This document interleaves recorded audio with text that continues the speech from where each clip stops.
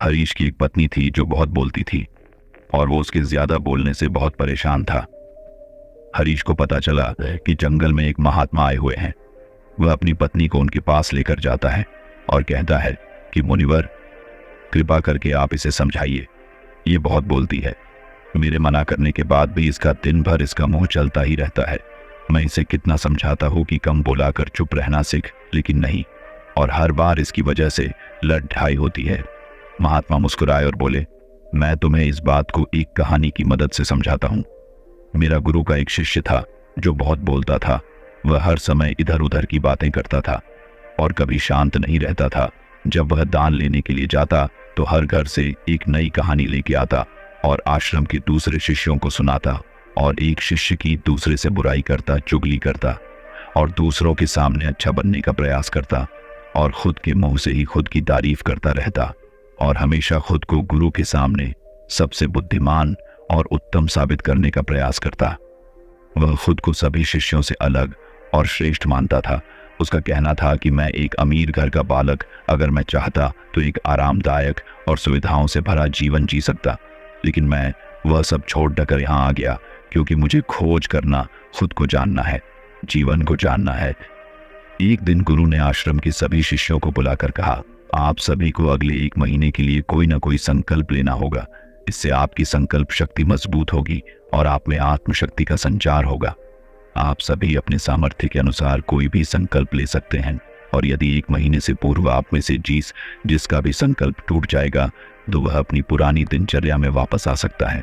सभी शिष्यों ने अपनी शक्ति के अनुसार संकल्प लिए और गुरु को अपने अपने संकल्प के बारे में बताकर वहां से चले गए। लेकिन वह शिष्य जो खुद को सबसे अलग दिखाना चाहता था, वह सीधे गुरु की कुटिया में पहुंच गया और बोला, मैं कोई छोटा मोटा संकल्प नहीं लेना चाहता, बल्कि खुद की ही जैसे एक और महान संकल्प लेना चाहता हूं। कृपया आप ही बताएं मुझे क्या संकल्प लेना चाहिए। उसकी यह बात सुनकर गुरु मुस्कुराए बोले, क्या तुम मेरे द्वारा दिए गए संकल्प को पूरा कर पाओगे? क्या तुम्हारे लिए उसे पूरा करना संभव होगा? शायद नहीं, वह तुम्हारे लिए संभव नहीं है। तुम उसे पूरा नहीं कर पाओगे, इसीलिए तुम खुद ही कोई संकल्प ढूंढो। शिष्य ने कहा, नहीं गुरुदेव, आप जो भी संकल्प मुझे देंगे मैं जरूर उसे पूरा करूं। गुरु ने कहा, ठीक है, तो तुम अगले 1 महीने तक चुप रहो, मुंह से एक शब्द भी नहीं निकालोगे, यही है तुम्हारा संकल्प। शिष्य ने कहा, गुरुदेव, ये भी कोई संकल्प है? ये तो बहुत ही आसान है। आप कोई संकल्प दीजिए जो मेरी योग्यता के बराबर हो। गुरु ने कहा, पहले तो तुम इस संकल्प को तो पूरा करके दिखाओ। शिष्य ने गुरु की बात मान ली और वह उसी समय चुप हो गया और पलटकर कुटिया से बाहर चला गया। उसे चुप रहना बहुत आसान लग रहा था। उसने एक दिन तो जैसे तैसे चुप रहकर काट लिया है, लेकिन दूसरे दिन से उसके मन में ना बोलने का बोझ बढ़ने लगा, और तीसरे दिन उसे भारीपन महसूस होने लगा, और चौथे दिन उसके अंदर एक अजीब सी बेचैनी होने लगी, क्योंकि आसपास आश्रम के सभी शिष्य एक दूसरे से बातें कर रहे थे। वह भी अपना पक्ष उनके सामने रखना चाहता था, उनकी बोलती बंद कर देना चाहता था, लेकिन उसका संकल्प उसके आ रहा था, इसीलिए वह पूरे दिन सिर्फ और आंखें बनाता। इसी तरीके से कुछ दिन और बीते और वह शिष्य बीमार पड़ गया। उसका सिर फटा जा रहा, उसका खाने पीने तक का मन नहीं था, वह सिर्फ बोलना चाहता था। वह गुरु के पास गया और उनके सामने बैठकर लिखकर उन्हें बताया, गुरुदेव, मैं बोलना चाहता हूँ, बिना बोले मुझे सांस नहीं आ रही है, मेरा दम घुटता जा रहा है, मैं अंदर ही अंदर पागल हुआ जा रहा हूँ, मैं क्या करूँ? संकल्प तो डर दूं क्या? ये पढ़कर गुरु मुस्कुराए और बोले, मैं संकल्प ढाने के लिए नहीं होते, लेकिन जो अपने संकल्प को पूरा कर लेता है वह अपनी आंतरिक शक्ति को बढ़ाता है, और जो अपनी आंतरिक शक्ति को बढ़ा लेता है वो समाज और जागृति की राह पर आगे बढ़ जाता है। संकल्प का लेना भी तुम्हारे हाथ में था और इसे तोड़ना भी तुम्हारे हाथ में है। तुम्हारे बहुत से भाई अपने संकल्प को तोड़कर अपनी पुरानी दिनचर्या पर वापस आ चुके हैं। अगर तुमसे नहीं हो पा रहा तो तुम भी संकल्प तोड़कर अपनी पुरानी दिनचर्या पर वापस जा सकते हो। लेकिन याद रहे, अगर आज तुम इस छोटे से संकल्प को नहीं संभाल पा रहे तो तुम अपनी बाकी की पूरी जिंदगी को कैसे संभाल सकोगे? बाकी फैसला पूरी तरह से तुम्हारे हाथों में है। गुरु की यह बात उस शिष्य के दिल में चोट कर गए। वो बिना कुछ बोले वहां से वापस चला गया और खुद को अपनी कुटिया में बंद कर वह केवल अपने जरूरी कामों के लिए ही कुटिया से बाहर निकलता, बाकी सारे समय कुटिया के अंदर ही बैठा रहा। 15 दिन बीत चुके थे और आश्रम के लगभग सभी शिष्यों का संकल्प अब तक टूट चुका था, लेकिन उसका संकल्प अभी भी जारी था।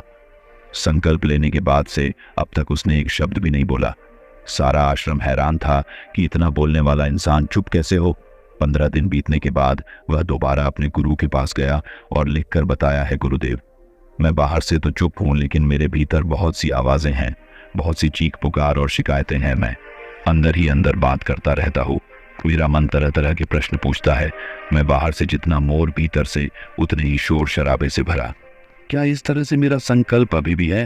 गुरु ने कहा, हाँ, तुम्हारा संकल्प अभी भी जारी है, लेकिन जब तक लोगों की ये आवाजें तुम्हारे कानों में बजती रहीं, तुम्हारा मन बोलता रहेगा, क्योंकि इसे तो आदत है। तुम भले ही बाहर से चुप रहो, लेकिन तुम अंदर ही अंदर बोलते रहोगे। तुम्हें इन बातों से, इन आवाजों से दूर जाना चाहिए। शिष्य गुरु को प्रणाम कर वहां से चला जाता है और सुबह होते ही अपनी कुटिया छोटे जंगल की तरफ चला जाता है। कई दिन बीत जाते, संकल्प का समय भी पूरा हो जाता है, लेकिन शिष्य लौटकर नहीं आया। आश्रम में सभी को डर था कि कहीं जंगली जानवर ने उसे खा ना लिया हो। इस बीच उसे ढूंढने की बहुत कोशिश की गई, लेकिन वह कहीं नहीं मिला। गुरु भाइयों ने मान लिया था कि जंगली जानवरों ने उसे अपना शिकार बना लिया है, लेकिन गुरु को ऐसा नहीं लगता। एक दिन आश्रम का एक अन्य शिष्य गुरु के पास आया और बोला, गुरुदेव, हमारे उस अधिक बोलने वाले भाई के साथ क्या हुआ होगा? क्या जानवर ने उसे मार दिया होगा? गुरु ने कहा, हो सकता है कि जानवरों ने उसे अपना शिकार बना लिया हो, लेकिन उसके न लौटने की एक दूसरी वजह भी हो सकती है। शायद उसे वह मिल गया है जिसके लिए वह गया था। फिर शिष्य ने पूछा, गुरुदेव, क्या ज्यादा बोलना इतना हानिकारक होता है? गुरु ने कहा, इंसान के जीवन के बहुत सारे दुखों में से एक दुख यह भी है कि वह कभी चुप नहीं रह सकता, हमेशा कुछ ना कुछ बोलता ही रहता है। सिर्फ हमारे बोलने के कारण हमारे आधे से ज्यादा दुख पैदा होते हैं। हम में से कोई भी चुप नहीं रहना चाहता, हम बस सामने वाले को सुना देना चाहते हैं। जो भी हमारे मन में है सब निकालकर उसके मन में बैठा देना चाहते हैं, उसे समझा देना चाहते हैं कि देख, तू गलत है और मैं सही। इस तरीके से सुनने और सुनाने का यह काम जिंदगी भर चलता रहता है, लेकिन इस नासमझी में हम अपना समय, अपना जीवन, अपनी समझ और सबसे महत्वपूर्ण है वो कीमती पल जो जिए जा सकते हैं, जिनको अनुभव किया जा सकता है, जिनमें आनंद को प्राप्त किया जा सकता है, यह सब खो देते हैं। लेकिन इसके बदले हमें मिलता क्या है? कुछ नहीं, सब व्यर्थ और बर्बाद हो जाता है। शिष्य ने पूछा, तो फिर इसका समाधान क्या है? गुरु ने कहा, पूरी जागरूकता के साथ अपने विचारों को देखना, यही एकमात्र तरीका है। सारी मानसिक समस्याओं का वर्तमान में रहकर चिंतन करना, पूरी जागरूकता के साथ अपना काम करना जिंदगी में चमत्कारिक बदलाव ला देता है। उसके बाद वह शिष्य गुरु से अपने प्रश्नों का उत्तर पाकर उनको प्रणाम करके वहां से चला गया। उस शिष्य को आश्रम छोड़ ढकर गए 3 महीने का समय बीत चुका था, लेकिन उसकी कोई खबर नहीं। अब तक तो सभी गुरु भाइयों ने भी उसके वापस लौटने की उम्मीद छोड़ी, लेकिन एक दिन वह आश्रम लौट आता है। लेकिन अब वह नहीं था जो यहां से गया था, वह कुछ और ही बनकर वापस आया था। उसके अंदर एक गजब का बदलाव महसूस किया जा सकता था। उसके चेहरे पर एक गजब का ठहराव और आंखों में बनी शांति थी। आश्रम में आते ही सभी गुरु भाइयों ने उसे चारों तरफ से घेर लिया और बातें करने लग गए। वह भी अपने गुरु भाइयों से बातें करने लगा। उससे बात करने वाले सभी ने यह अनुभव किया कि अब वह पहले जैसा उतावला और बातूनी नहीं रह गया था। उसके मुंह से एक एक शब्द बहुत ही सुलझे हुए और मधुरता के साथ निकल रहे थे। थोड़ी देर तक गुरु भाइयों से बात करने के बाद वह सीधा गुरु की तरफ चला गया। उसने गुरु के चरण छुए और कहा, गुरुदेव, क्या मैं अब भी मौन हूं? क्या अब भी मेरा संकल्प जारी है? गुरु ने कुछ देर तक शिष्य की आंखों में बड़े ध्यान से देखा और कहा, हाँ, तुम अब भी मौन हो।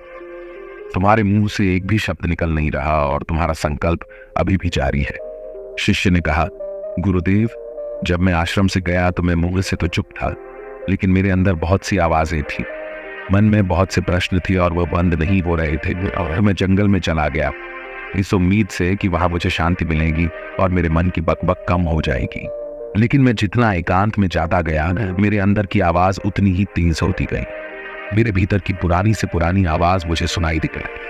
तब जाकर मैंने महसूस किया कि मैं कितना गलत कर रहा था।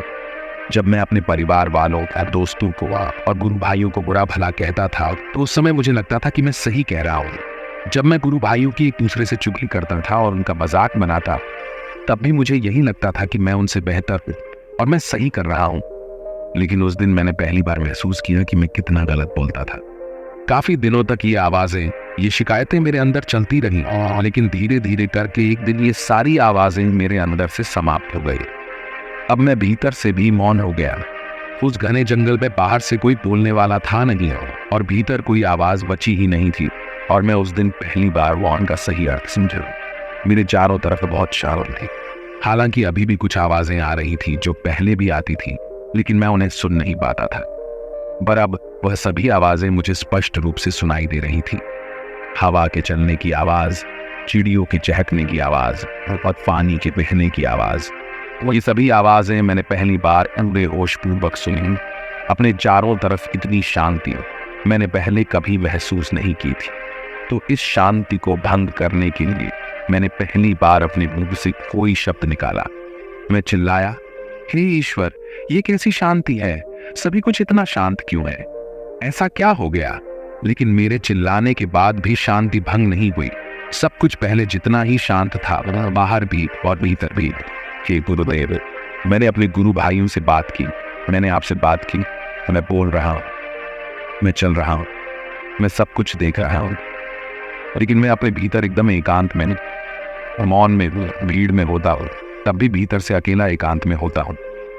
जब मैं खुद में भी शोर करना चाहता हूँ, तब भी एकांत में ही होता हूँ। अब सब दिखाई पड़ने लगा है, सब सुनाई पड़ने लगा है। उन्होंने कहा, जब तक हम बाहर की तरफ हो रहेंगे, भीतर अशांति ही रहेगी। लेकिन जिस दिन हम भीतर की तरफ मुड़ जाएंगे, तब हमारे मुंह से कुछ भी निकले, हम शांत ही रहेंगे। दुनिया में जितनी भी बुराइयां हैं, ज्यादातर हमारे बोलने से ही होती है, क्योंकि हम चुप नहीं चाहते। हम जितनी जरूरत है उससे कहीं ज्यादा बोलते हैं। हम सामने वाले को सुनना नहीं चाहते, बल्कि उसकी बोलती बंद कर देना चाहते हैं। उसे समझा देना चाहते हैं कि मैं कौन हूं, मैं क्या कर सकता हूं, और यही हमारी जिंदगी का मकसद बनकर रह जाता है। हमारी सारी ऊर्जा व्यर्थ की बोलने में बर्बाद होगी, लिखने में। ऐसे ही समाज में लोगों का जीवन दुखों से भर जाता है, जो हमेशा एक दूसरे को सुनाने में लगे रहते हैं। कभी एक दूसरे को सुनना नहीं चाहते, समझना नहीं चाहते, और चुप रहना तो उन्होंने कभी सीखा ही नहीं, क्योंकि चुप रहना उन्हें छोटा महसूस करवाता है। दुनिया की सभी लड़ाइयों का कारण हमारा बोलना ही है।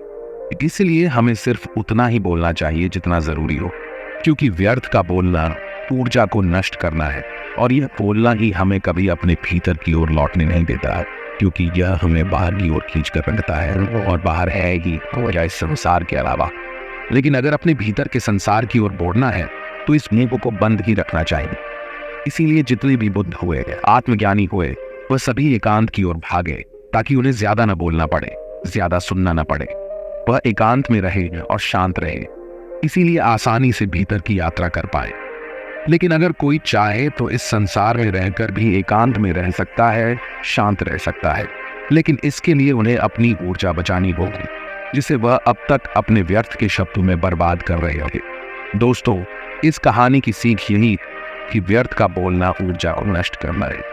ज्यादा और व्यर्थ बोलना ही हमें अपने भीतर की ओर लौटने नहीं देता, क्योंकि यह हमें बाहर की ओर झुकाए रखता है, और जिन्हें भीतर की यात्रा करनी है उन्हें अपने मुंह को बंद ही रखना चाहिए। मुझे उम्मीद है कि आपको यह कहानी पसंद आई होगी और काफी कुछ सीखने को मिला होगा। इस कहानी के बारे में अपने विचार आप हमें नीचे कमेंट बॉक्स में कमेंट करके बता सकते हैं। बाकी अगर ये कहानी आपको अच्छी लगी हो तो इस वीडियो को लाइक करें